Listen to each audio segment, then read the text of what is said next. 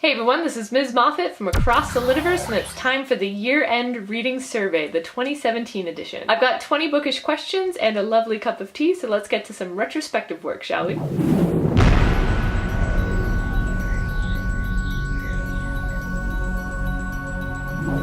I've kept a reading spreadsheet since the middle of 2010, and I love looking back over the books I've read just to get a snapshot of my year overall. I've fine-tuned this list based on my own reading taste, and I invite you to do the same if you're in the mood for a survey. In 2017, I read 59 books, which totaled 15,978 pages, so maybe, thanks to this survey, you might add a book or two to your 2018 reading list as well. Let's get started, shall we? Number 1, the best book of 2017. I read 4 5-star books this year, which is unprecedented. For the sake of this survey, I'll play clear favorites and pick The Long Way to a Small Angry Planet by Becky Chambers. I bet you're all surprised, aren't you? I'll leave a link to my review below, but honestly, this was the most inclusive and heartwarming science fiction book I've read in a while, and there's a good reason I won't stop talking about it. I've also added A Closed and Common Orbit to my 2018 TBR pile, just so you know. Number 2, the worst book of 2017. I bailed on a few books this year, but I will have to pick The Gone Away World by Nick Harkaway. I admit, the premise was fascinating. It's about a bomb designed to make your enemies simply go away, which is bound to have nightmarish consequences. But it took so long for anything to happen. I only finished this one because I was buddy reading it, otherwise I would have bailed on it completely. Number 3, the most disappointing book of 2017. I might earn the wrath of a few viewers right now, but I will have to pick American Gods by Neil Gaiman. I actually bailed on this one and I made a video discussing that, but yeah, Gaiman and I just have a rocky relationship with each other. I wanted so badly to like this one, especially because it inspired the creator of Supernatural, and it's about a dark road trip across America, which appeals to me so completely. No dice. Number 4, most surprising book in a good way of 2017. Illuminae by Amy Kaufman and Jay Kristoff. I definitely was not expecting such a dark and gritty and experimental read from a YA series, and there was some romance to boot, which I adore. And Obsidio, which is book 3 of the Illuminae files, comes out this year, and I cannot wait. Number 5, the book you recommended to the most people in 2017. The Long Way to a Small Angry Planet by Becky Chambers. I will stop talking about this book someday, but today is not that day. Number 6, the best series you discovered in 2017. I think this is a three-way tie between the Illuminae files for its addictive experimental sci-fi, the Collector trilogy for its pulpy urban fantasy, and the Lady Trent series for its loosely Victorian high fantasy dragon adventures. Number 7, the best manga series discovered in 2017. The Girl from the Other Side, Shula Rune. The artwork is different from anything I've ever seen in manga, and the story itself is so eerie and haunting, and yet oddly heartwarming and life-affirming. If you like Ancient Magus Bride, then The Girl from the Other Side needs to be your next read. Number 8, favorite new authors of 2017. Becky Chambers. I really hope I haven't built up A Closed and Common Orbit for myself. I also need to read more Octavia Butler after reading Kindred, truth be told. Number 9, most hilarious read of 2017. The Adventures of Captain Underpants by Dav Pilkey. My nephew adores these books, and I read the first one based on his recommendation, and I loved it. Who can beat a book with actual flip animation fight scenes? Come on now. Number 10, most thrilling book of 2017. I had a tough time putting down Dead Harvest by Chris F. Holm. Reading pulpy urban fantasy containing angels and demons at war makes for addictive October reading, let me tell you. Number 11, the book you anticipated the most in 2017. I have my hands on both of my most anticipated books of 2017, and they would be The Book of Dust Volume 1, La Belle Sauvage by Philip Pullman, and Turtles All the Way Down by John Green. I'll be reading both in 2018, woo! Number 12, your favorite cover of a book you read in 2017. I might go for the covers of the Lady Trent series. It's rare to get a cover that perfectly encapsulates a novel, and this series is spot on. And maybe it might surprise you that I might also pick another book too. Number 13, the most memorable character in 2017. All the Wayfarer crew members from, wait for it, The Long Way to a Small Angry Planet by Becky Chambers. Number 14, the most beautifully written book in 2017. Man by Kim Tui is the obvious pick for me. Tui walks a fine line between prose and poetry, and she makes you feel as if you're sharing this very intimate space with the main character. So gorgeous. I would read Tui's grocery list, I swear.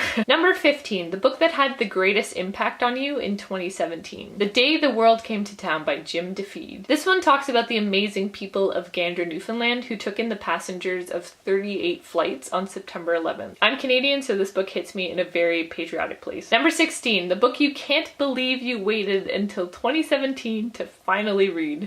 Basically all the books I read from my 2017 TBR reading challenge. Seriously, I've owned some of these books for years, and I'm glad I finally made a concerted effort to read them. Number 17, the best LGBTQ book of 2017. My Brother's Husband, Volume 1 by Gengoro Tagame. This was such a complicated and heartwarming book, and I cannot wait until Volume 2 comes out. Yaichi is a stay-at-home dad whose life is turned upside down when his deceased twin brother's husband, Mike Flanagan, shows up in Japan. It was beautiful, and it's everything I could have wanted from an LGBTQ manga. Number 18, the best novella read in 2017. Passing Strange by Ellen Klages. This is the book that made me want to read every novella I could get my hands on, so thank you, Ellen Klages. It's a wonderful, magical, romantic tale about two ladies in the 1940s who meet and fall in love, and really, what more could you ask for? Number 19, the best poetry collection read in 2017. So I only read one poetry collection this year, and it was Milk and Honey by Ruby Carr. I first read this as an ebook from my library, and I soon discovered that it did not contain the entire collection. It's plain language poetry with a few simple illustrations, but it definitely hit a few nerves for me, and I imagine it did for a lot of other readers too. And number 20, the best reread of 2017. Fahrenheit 451 by Ray Bradbury. I love me some Ray Brads, and I've read this one a few times, and this time around I actually uncovered some new layers that I hadn't noticed before. And really, that's the goal behind rereads. I'll leave a link to my review below in case you're curious, but I highly recommend rereading books. And that's a wrap on my last year in books. Stay tuned for my 2018 reading challenge video, although I seem to have dotted this video with some spoilers. If you like this video, make sure to give it a thumbs up to support this channel. As always, thank you for watching, and make sure to subscribe for more videos from across the Literverse. On that note, signing off.